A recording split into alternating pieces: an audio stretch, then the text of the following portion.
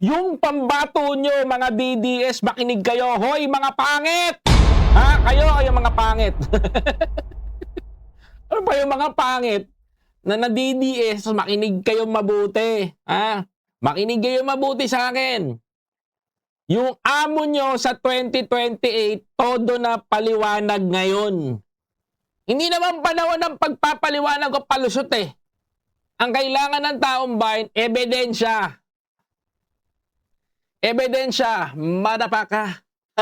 Madapa ka, ha? Madapa ka. Ebidensya na kailangan. Kayo mga pangit, makinig kayo sa akin. Lakas nyo manlayet. Ha? Kayo lang ang galit. O ngayon, hindi kami galit. Marunong din kami mag-trip, di ba? Pero, pag-uusapan natin dito, mga swangit. Makinig kayo mga swangit na. Pag-uusapan natin dito, mga swangit. Mga swangit na mga taong squammy. Mga swangit na ugali squammy. Makinig kayo sa akin. Ito yung baybitawan ko sa inyo. Yung DDS leader ninyo, ba't ayaw magpaliwanag? Makinig kayo mga squammy. Squammy. Baka na naman ang ugali nyo sa chatbox, ilabas nyo yung pagiging squammy nyo, huwag kayong masyadong halatang squammy kayo, ha? Napag-edukado daw kayo, mga ugali nyo squammy. Makinig kayo, ha?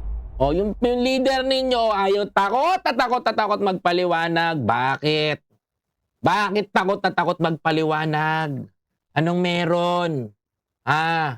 Anong meron sa leader nyo kung bakit ayaw magpaliwanag?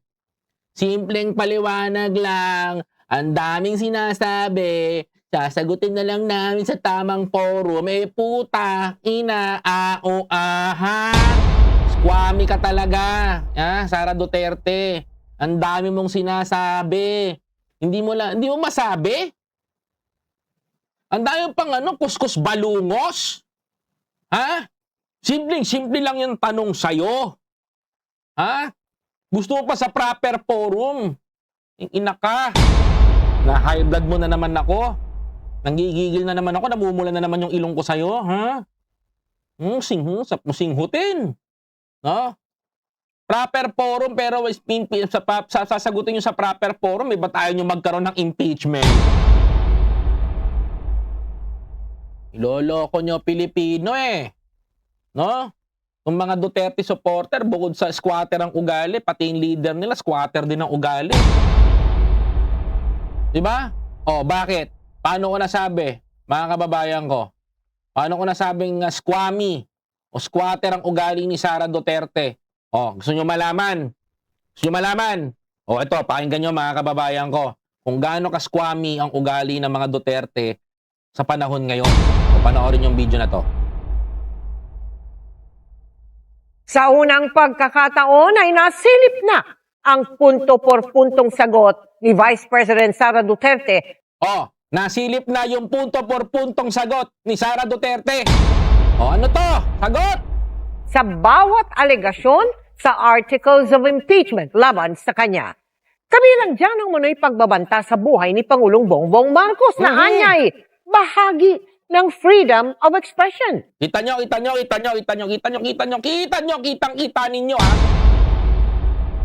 Kita nyo kung gaano ka-squammy yung pambato nyo sa 2028, mga stupid. Mga DD sheets. Napansin nyo na? Nakita nyo na kung gaano ka-squammy yung pambato nyo sa 2028? Kita nyo na? Punto por punto sagot nakuha na ng media. Pangalawa, sabi niya, freedom of expression. Ito yung pinagtatalunan namin Ma'am Gloria Kikuchi. Ito yung pinagtatalunan namin nung nakarampa. Freedom of expression ba yun? Ito, pagdidebatehan natin yan. Pasok pa, panoorin nyo to. Ang iba pang tugon sa pagtutok ni Joseph Moro. Buti na lang maayos yung balita ng GMA News Sa totoo lang maganda yung balita ng GMA News. Pakinggan nyo.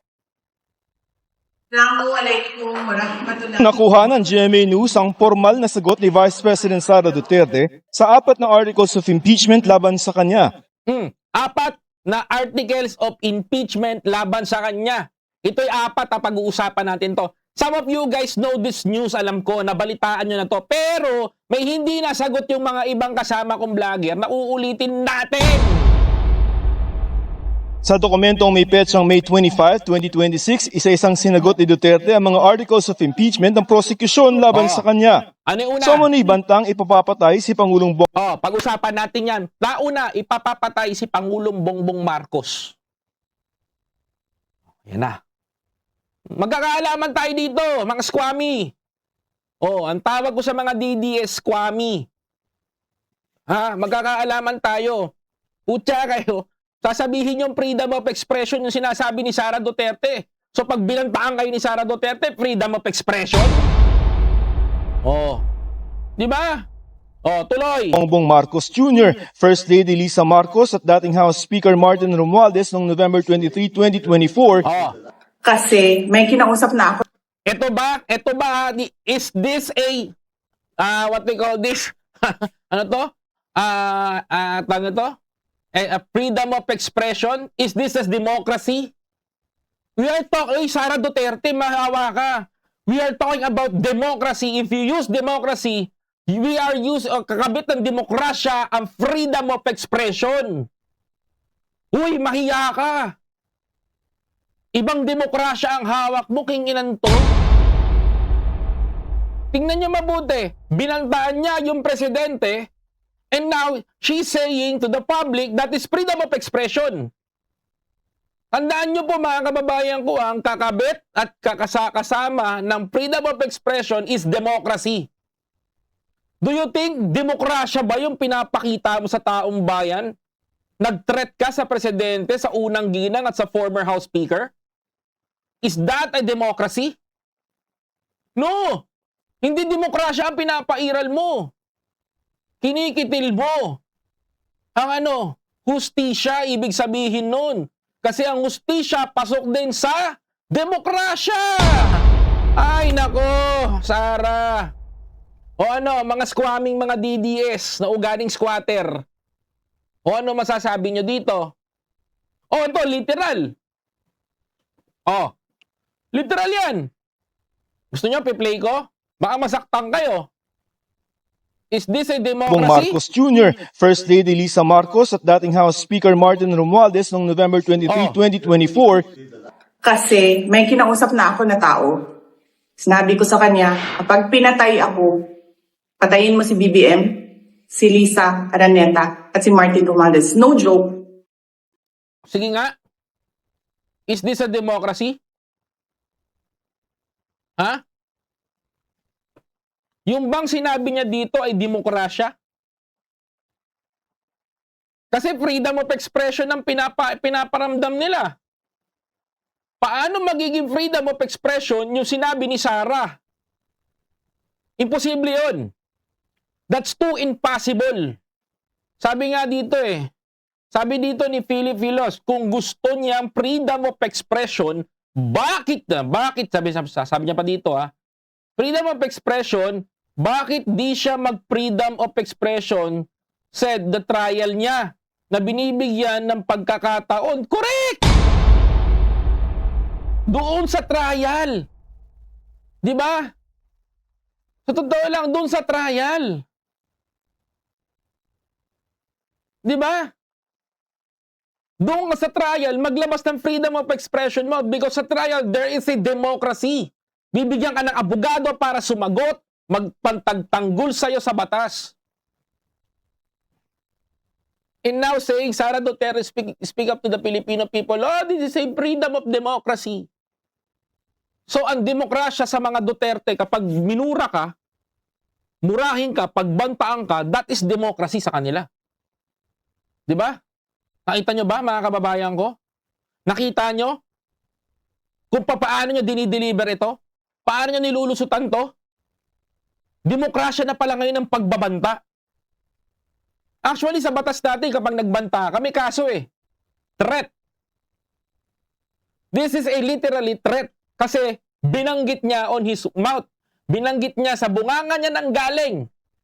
The words come from his mouth. Sinabi niya, mga kababayan ko, na kapag may nangyari sa kanya, may inutusan siya, Gurgurin niyo si BBM, gurgurin niyo si Lisa, gurgurin niyo si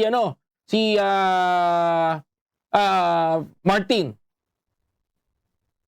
'Di ba?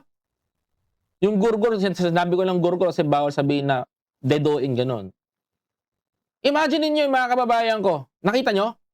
Ganon sila. Yan yung freedom of expression sa mga Duterte. 'Di ba? Nakita niyo yung galaw nila, nakita niyo yung diskarte nila, nakita niyo yung move na ginagawa nila. That is the diskarte ng mga Duterte. And now, mga kababayan ko, sasabihin niyo freedom of expression. Ang siraulo kayo. 'Di ba? Napaka-squammy talaga ng mga Duterte. Sabi pa nga dito ni Philip,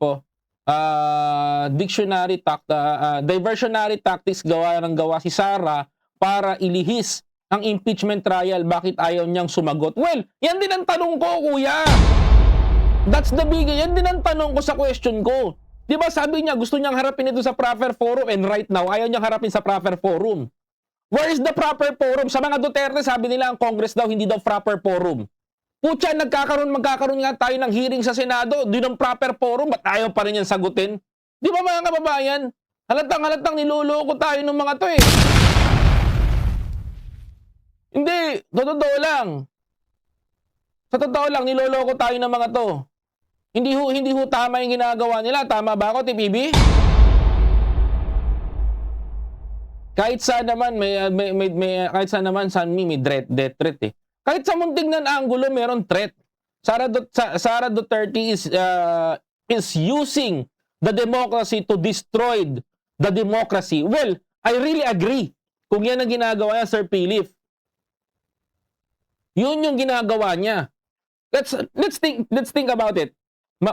Pag milay-milayan nating mabuti, tignan nyo to mga kababayan ko, tignan nyo to. Tignan nyo mabuti to. Yung bang ginawa ng tatay niya, that is democracy. Ang demokrasya, may batas. May pangilang batas. Di ba? Ang demokrasya, may pangilang batas. Yung ginawa ba ng tatay niya, mga kababayan ko, is democracy? Hindi, pinapatay nga niya yung mga ordinaryong Pilipino. Pagtakpan niya lang sarili niya bilang drug lord, mga kababayan, di ba? Oh, diretsahan. Oh, sabi nga ni Ate Phoebe, bloodbath nga ni. Di ba? Madugo. Di ba? Ganun siya magsalita. Is that a democracy? Walang demokrasya sinasabi ni Sara. It's a threat, mga kababayan ko, to the President and to the First Lady, also to the former House Speaker. Yun. Anong demokrasya pinagkakanan to at anong sinasabi nito ni Sara na freedom of expression? Raulo. Di ba? Sinabi ko sa kanya, kapag pinatay ako, patayin mo si BBM, si Lisa Araneta, at si Martin Romualdez. No joke. Di ba? 2 times niya pang sinabing, no joke, no joke, no joke. Di ba? Ay, Diyos ko, Pilipinas. Nagluklok tayo sa Pilipinas ngayon ng isang luka-luka. Sa totoo lang, naglagay tayo ng isang baliw. Diba? At wala sa tamang pag-iisip na politiko. Mario Josep. Diba? Yun ang sinasabi ko. Hindi po freedom of expression, sabi ni dito ni ma'am, sabi ni Teresita Hiller. Hindi po freedom of expression yan. Yan po ay pagbabanta sa buhay ni PBBM, ni Lisa, ni First Lady Lisa Marcos at ni Martin Romualdez. Dapat pong kasuhan siya dahil sa pagbabanta niya sa buhay ng presidente. Well, I really agree. Bakit, mga kababayan ko? Tama po yun. Siya lang ang kauna-unahan na naglagay sa Pilipinas sa pedestal. Tandaan niyo ho si Sara Duterte lamang ang naglagay ng kauna-unahan sa pedestal na kaluluk-lulukan na pinagbantaan ang buhay ng ating presidente. Si Sara lang ang gumawa po nung, kaya po nakakahiya po ang Pilipinas kung sakaling ito ho ay maging presidente. Now, alam nyo na. Di ba? O, boto nyo. Sige, mag-Duterte kayo. Tingnan natin kung sino mga wawa pagdating ng araw. Kami ba? No. Kayo. Tandaan nyo yan. Tandaan nyo mga DDS. Ha? Tinatawag ko yung attention nyo para pakinggan nyo to. Di ba? Sabi ni Sir Philip, si Digong is not a good leader in the sense of the sorry, excuse me. In the sense that he went to the law to legalize the illegal online sabong, daming namatay sa Pogo, all in illegal activities package na. Correct! Tama po kayo dyan. Hindi ho maintindihan ng mga ng mga teka lang, lagyan ko nga ng jacket si Kuya. Lagyan ko ng jacket. Yan. Yan, teka lang, lagyan ko ng jacket ha. Buti pa si Sir Philip andito. Thank you very much, Sir Philip ha. Alam mo, totoo yung sinasabi ni Sir Philip. Being an ordinary Filipino, nakita natin eh.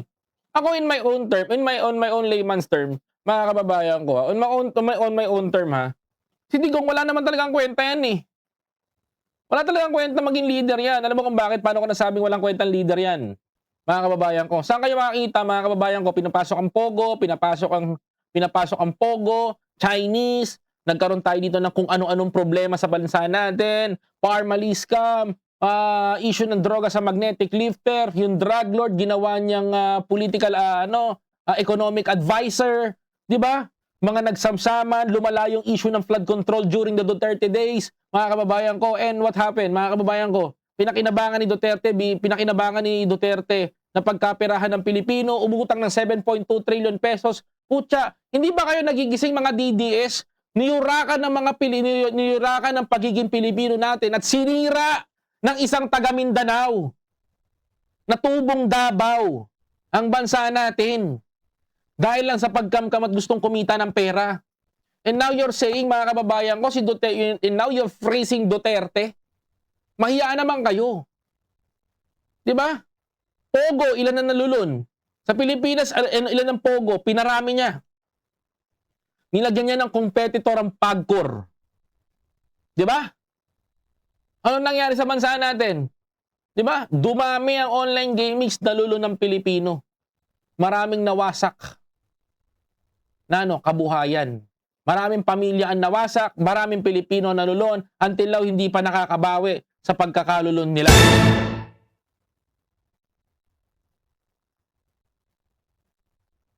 Diba?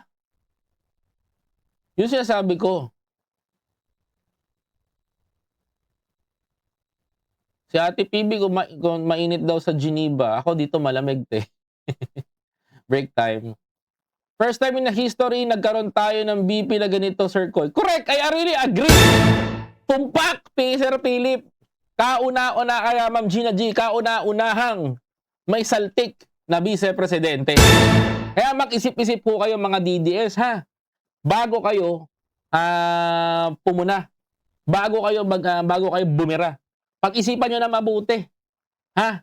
Sa darating na 2028, kung di pa magbabago isip nyo, kung panay lang kayo Duterte ng Duterte, magdusa kayo sa hirap, magdusa kayo na kayo ninanakawan, magdusa kayo kakabayad ng buwis na kapag si Sara Duterte, tandaan nyo itong sasabihin ko, kahit maupo pa sa pwesto yan si Sara, hindi uunlad ang Pilipinas. Tandaan nyo yung sinasabi ko, mga DDS, saksak nyo sa kukote nyo. Ha? Huwag kayong maging squammy this time. Ha? Huwag kayong magugaling squatter. Sinasabihan ko kayo. Kahit manalo pa si Sara Duterte, kung ang thinking nyo magbabago ang Pilipinas, walang mangyayari sa bansa natin. Dahil tandaan nyo, si Sara Duterte ang unang-unang umaayaw palitan ng konstitusyon. Kahit si Pangulong Bongbong Marcos, hindi niya mapapaangat basta-basta ang Pilipinas. Tandaan nyo yan. Hindi natin maakyat ng pedestal ng pinakamataas ng ating lipunan kung hindi nababago ang konstitusyon. Tandaan nyo, wala sa presidente ang pag-usad ng Pilipinas. Tandaan nyo yan. Kaya wag nyong iasa sa gobyerno yung pagganda ng buhay nyo. Tandaan nyo, ang kailangan natin, magkaisa tayo, palitan natin ang konstitusyon nang sa ganon, lumuwag ang mga probisyon, bigyan ng magandang laban ng mga Pilipino nang sa ganon, mga kababayan, pare-parehas tayong umahon. Ha? Wala sa presidente ang pag-usad at pag-unlad ng bansa basta-basta. Tandaan nyo, hanggat ang konstitusyon natin ay bulok, hindi magbabago ang ating estado ng pamumuhay sa Pilipinas sa makatuwid. Makikipagkarera pa rin tayo sa mga mayayaman na lalong yumayaman at yung mga mahihirap na lalong naghihirap. Kaya kahit iupo nyo pa si Sara Duterte, walang kwenta yan, tandaan nyo. Please don't forget to follow, like, comment, share, and subscribe.